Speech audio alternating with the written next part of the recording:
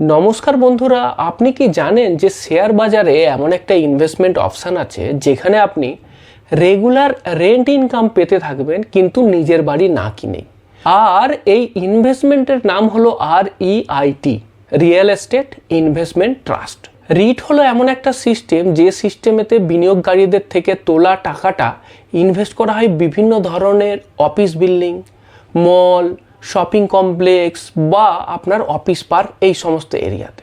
তারপর সেখান থেকে যে ভাড়ার টাকাটা পাওয়া যায় সেই ভাড়াটা আবার বিনিয়োগকারীদের মধ্যে ডিস্ট্রিবিউট করে দেওয়া হয়।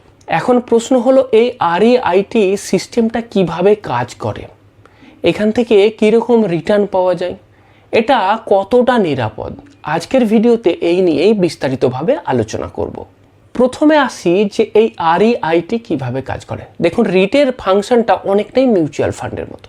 মিউচুয়াল ফান্ডে কি হয়, বিনিয়োগকারীদের থেকে টাকা তোলা হয়, তারপর সেই সমস্ত টাকা দিয়ে বিভিন্ন কোম্পানির শেয়ারেতে ইনভেস্ট হতে পারে, বন্ডে ইনভেস্ট হতে পারে, বা বিভিন্ন ধরনের প্রেসিয়াস মেটাল যেমন গোল্ড, সিলভার, এই সমস্ত জায়গাতে ইনভেস্ট হয়। ঠিক তেমনিভাবে REITতেও কিন্তু বিনিয়োগকারীদের থেকে টাকা তোলা হয়, সেই টাকা দিয়ে অফিস বিল্ডিংয়েতে ইনভেস্ট করা হয়। Office building, shopping mall, commercial complex, সেইগুলোতে ইনভেস্ট করা হয়। মানে সেইগুলোতে ইনভেস্ট করে সেটাতে রেন্ট দেওয়া হয়। এইবার রেন্ট থেকে যে ইনকামটা আসছে সেই ইনকামটা আবার বিনিয়োগকারীদের মধ্যে ভাগ করে দেওয়া হয়। তার মানে রিট থেকে আমি কি পাচ্ছি, রিট থেকে রেন্টাল ইনকাম পাচ্ছি। তবে একটা কথা, REITতে যখন ইনভেস্ট করছেন তখন ওই যে ফিজিক্যাল প্রপার্টি, তার ডাইরেক্ট ওনারশিপ আপনার থাকছে না।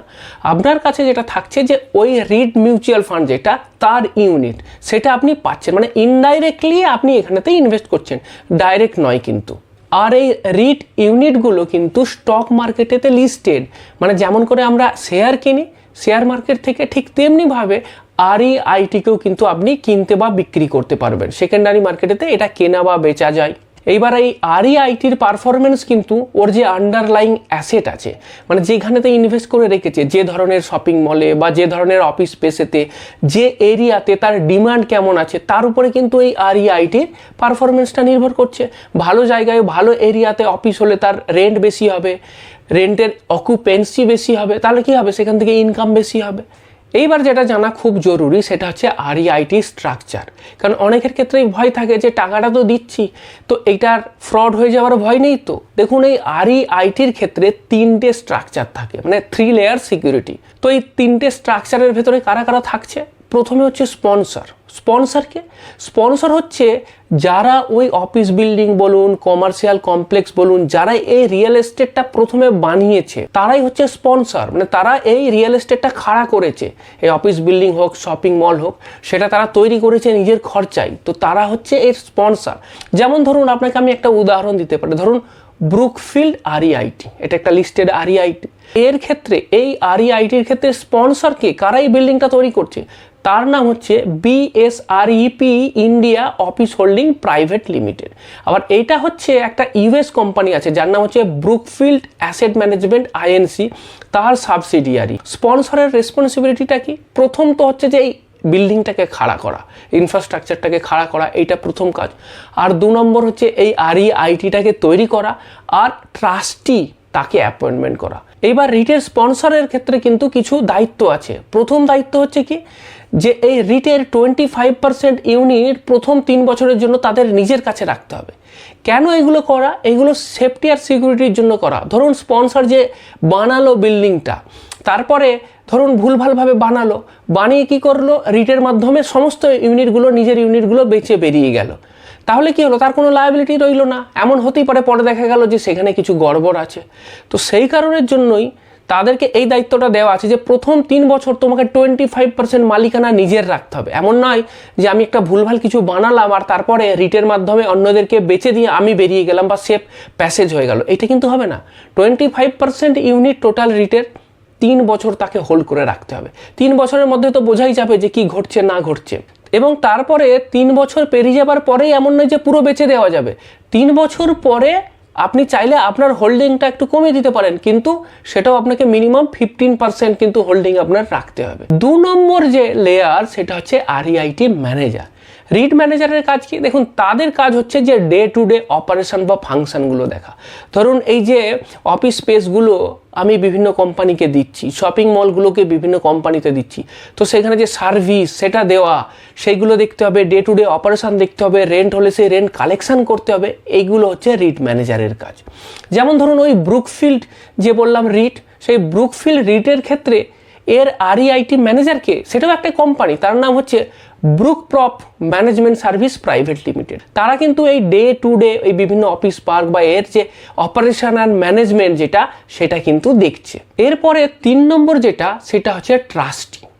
ট্রাস্টিও কিন্তু অ্যাপয়েন্টমেন্ট করতে হয়, আর ট্রাস্টিটা অ্যাপয়েন্টমেন্ট করে স্পন্সর। ট্রাস্টি কিন্তু খুব গুরুত্বপূর্ণ, কারণ কি, ট্রাস্টিরাই আসলে এই REITর যারা ইনভেস্টার, তাদের যে ইন্টারেস্ট সেইটা কিন্তু দেখার দায়িত্ব হচ্ছে ট্রাস্টি।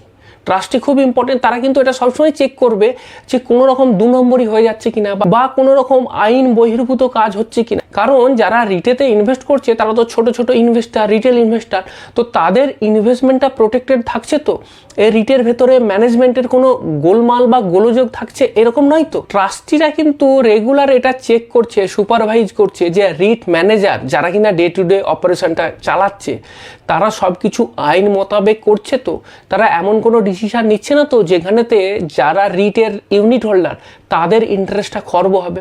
তারা আইন মেনে কাজ করছে, তো সমস্ত কিছু ডিসক্লোজার ডিক্লারেশন সেগুলো দিচ্ছে, তো সেইগুলো কিন্তু রেগুলার চেক করবে কারা? এই ট্রাস্টি। এই ব্রুকফিল্ড যে বললাম REIT, তার ক্ষেত্রে ট্রাস্টি কোম্পানি কি? তার ক্ষেত্রে এই ট্রাস্টি কোম্পানি হচ্ছে অ্যাক্সিস ট্রাস্টি সার্ভিস লিমিটেড। তার মানে এরা হচ্ছে এর ট্রাস্টি। এইবার প্রশ্ন হলো যে এই REITর অ্যাডভান্টেজগুলো কি কি? প্রথম অ্যাডভান্টেজ হচ্ছে ডাইভার্সিফিকেশন বা ইনভেস্টমেন্টের ক্ষেত্রে ডাইভার্সিফিকেশন। দেখুন, আপনার কাছে টাকা আছে, আপনি প্রথমে ফিক্সড রিটার্ন ইনস্ট্রুমেন্টেতে ইনভেস্ট করেছেন, FD, পোস্ট অফিস, এই সমস্ত জায়গাতে, PPF।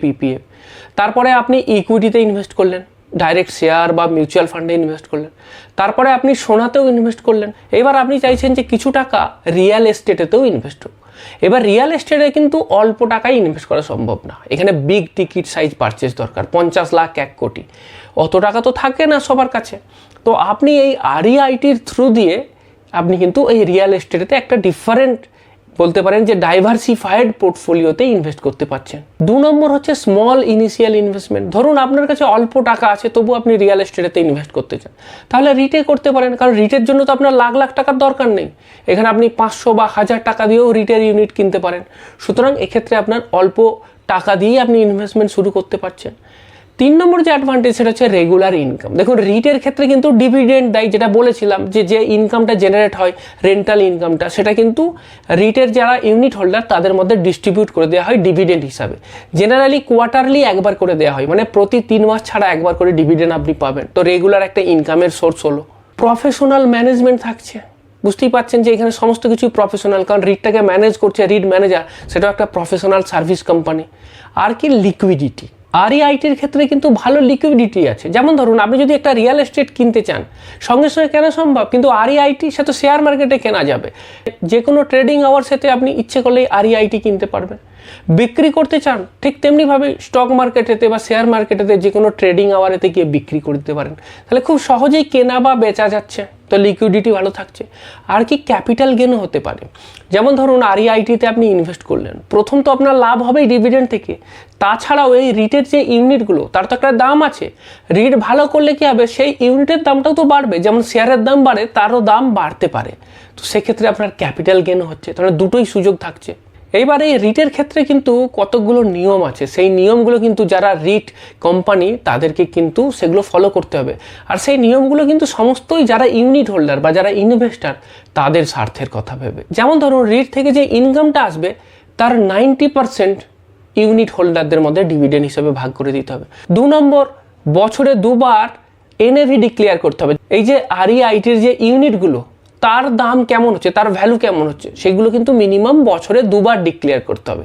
এবার এখানে কিন্তু মিউচুয়াল ফান্ডের সাথে তফাৎ আছে। মিউচুয়াল ফান্ডে কি হয়, যে কোনো ওয়ার্কিং ডেতে এন্ড অফ দ্য ডে দেখবেন মিউচুয়াল ফান্ডের NAV ডিক্লেয়ার হয়, কিন্তু রিটের ক্ষেত্রে এইরকমটা নাকি ডেলি হবে, সম্ভব না, কারণ এত অ্যাসেট আছে, সেগুলো তো ফিজিক্যাল প্রপার্টি, তার ভ্যালুয়েশন তো ডেলি সম্ভব না। সেক্ষেত্রে ফিনান্সিয়াল ইয়ারের মধ্যে 2 বার করে কিন্তু এই এনএভিটা আপনাকে ডিক্লেয়ার করতে হবে। আর এই রিটটাকেও কিন্তু স্টক মার্কেটেতে ম্যান্ডেটারিলি আপনাকে কিন্তু লিস্টিং করতে হবে, তবেই তো কেনাবেচা সম্ভব হবে। এছাড়াও টাকা যাতে নয়ছয় না হয়ে যায় বা ভুল জায়গাতে ইনভেস্ট না হয়, সেই কারণের জন্য ইনভেস্টমেন্টের 80% কিন্তু ইনকাম জেনারেটিং অ্যাসেটেতে ইনভেস্ট করতে হবে। এমন নয় যে টাকা দিয়ে দিয়েছি এবং বলছি যে সেই টাকা দিয়ে বিল্ডিং তৈরি হচ্ছে, আইনি জটে দেখা গেল সেই বিল্ডিং বছরের পর বছর তৈরিই হলো না, আপনার টাকা সেই জায়গাতে ফেসে গেল, সেরকম হবে না। এবার যেহেতু এগুলো সেবির আন্ডারে আছে বা সেবি এগুলোকে সুপারভাইজ করছে যে আপনি যে রুলস অ্যান্ড রেগুলেশন আছে রিটের সেগুলো মেনটেন করছেন কিনা, সুতরাং এখানে সেফটি কিন্তু থাকছে যে 80% আপনাকে ইনকাম জেনারেটিং অ্যাসেটেতে ইনভেস্ট করতে হবে, 20% আপনি অন্যান্য জায়গায় ইনভেস্ট করতে পারেন, আর আন্ডার কনস্ট্রাকশন প্রপার্টিতে মাত্র 10% ইনভেস্ট করতে পারবেন। সুতরাং বুঝতেই পাচ্ছেন যে এই বলছিলাম না আপনাকে যে এমন জায়গায় ইনভেস্ট হলো আন্ডার কনস্ট্রাকশন প্রপার্টিতে, তারপরে সেই প্রপার্টি কমপ্লিশনই হলো না, টাকা পুরো ফেসে গেল, এই রকম কিন্তু চলবে না। আর এই যে ইনভেস্টমেন্টটা হবে সেটাও কিন্তু শুধুমাত্র কমার্শিয়াল অফিস আর কমার্শিয়াল রিয়েল এস্টেট এই সমস্ত জায়গাতেই ইনভেস্ট হবে, অন্যান্য জায়গায় কিন্তু হবে না। এইবার প্রশ্ন আসছে যে আরইআইটি থেকে ইনকাম কিভাবে জেনারেট হয়। এটা অলরেডি আপনাকে এক্সপ্লেন করেছি, তবু আরেকবার ছোট করে বলে দিই। আমি বলছিলাম যে আমাদের টাকাটা কি হচ্ছে যে ইনকাম জেনারেটিং অ্যাসেটেতে ইনভেস্ট হচ্ছে, মানে অফিস পার্ক হোক বা শপিং মল হোক, এরকম বড় বড় যেসব ইনফ্রাস্ট্রাকচার আছে সেগুলোকে কেনা হচ্ছে, তো সেগুলো দিয়ে, তো সেই কারণের জন্য কেনার পরেতে যখন সেগুলোকে আমরা ভাড়াই দেবো সেখান থেকে ইন্টারেস্ট আসবে, সেই ইন্টারেস্টটা ডিভিডেন্ড হিসাবে যারা রিটের ইউনিট হোল্ডার তাদের মধ্যে ভাগ করে দেওয়া হলো। এটা 1 নম্বর ইনকাম, ডিভিডেন্ড ইনকাম। 2 নম্বর যেটা ইনকাম সেটা হচ্ছে ক্যাপিটাল গেন। এই যে আরইআইটি ইউনিটগুলো আছে, এবার যদি আরইআইটি ভালো করে তার ইউনিটের দামও বাড়বে ধীরে ধীরে, তো সেক্ষেত্রে সেইখান থেকে রিটার্ন আসবে। এইবার এই রিটের কিছু ডিসঅ্যাডভান্টেজও আছে, সেগুলো কি কি? যে রিটের বেশি অপশান নেই, 5টা রিট আছে বর্তমানে, সেই 5টা রিটের ভেতরেই আপনাকে ইনভেস্ট করতে হবে। আর ডিভিডেন্ড যেটা পাচ্ছেন সেই ডিভিডেন্ডটা কিন্তু ট্যাক্সেবল ইন দ্য সেন্স যে আপনার ইনকাম ট্যাক্স স্ল্যাব রেট অনুযায়ী আপনাকে ট্যাক্স দিতে হবে। তো যদি অলরেডি আপনি ইনকাম ট্যাক্স দেন, মানে আপনি অলরেডি ইনকাম ট্যাক্স দিচ্ছেন, সুতরাং তারপরে যদি এখানে ইনভেস্ট করেন এখান থেকে যে ডিভিডেন্ড এলো সেটাও কিন্তু আপনার ট্যাক্স স্ল্যাব রেট অনুযায়ী আপনাকে ট্যাক্স দিতে হবে। এটা অন্যান্য যে কোনো ডেট প্রোডাক্টের ক্ষেত্রেই তাই, কোনো প্রোডাক্টের ক্ষেত্রেই তো এমন নয় যে ট্যাক্স ছাড় আছে, সমস্ত ডেট প্রোডাক্টেই ট্যাক্স দিতে হয়। ওই পিপিএফ বা সুকন্যা সমৃদ্ধি যোজনা এরকম কিছু ছাড়া সব জায়গাতে ট্যাক্স দিতেই হয়। আর মার্কেট ভলাটিলিটি তো থাকছেই, সুতরাং রিটের প্রাইসটাও কিন্তু ভবিষ্যতে কমতে বা বাড়তে পারে। আর তাছাড়া এখান থেকে কীরকম ডিভিডেন্ড ইনকাম হবে সেটাও ডিপেন্ড করছে যে স্পেসটা আছে সেটা কীরকম ভাড়া দেওয়া যাচ্ছে, ভাড়া কমপ্লিট হচ্ছে কিনা, সেখানে ভাড়ার দাম কত, সেই সমস্ত জিনিসগুলো থাকবে, তার উপরে কিন্তু ইনকামটা ডিপেন্ড করবে। এইবার সবথেকে গুরুত্বপূর্ণ যে পয়েন্ট এবং আপনার মনে যে প্রশ্নটা আসছে যে রিটেতে ইনভেস্ট করলাম রিটার্ন কীরকম পাবো, ডিভিডেন্ড কেমন পাবো।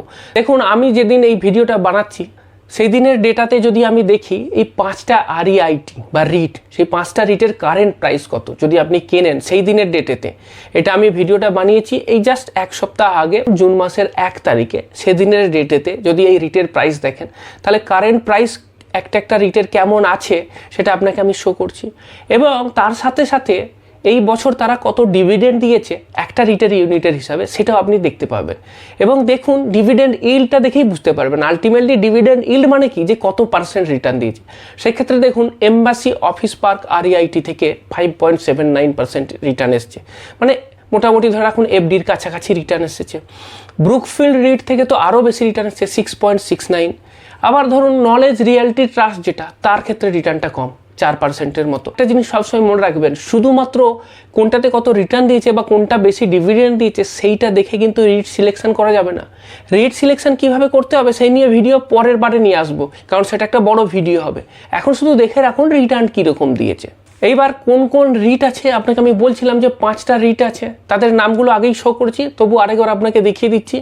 Embassy office park writ, mind space writ, Brookfield আছে, নেক্সাস আছে আর নলেজ রিয়েলটি ট্রাস্ট। তো এই টোটাল 5টা রিট এখনো পর্যন্ত লিস্টেড আছে ইন্ডিয়াতে।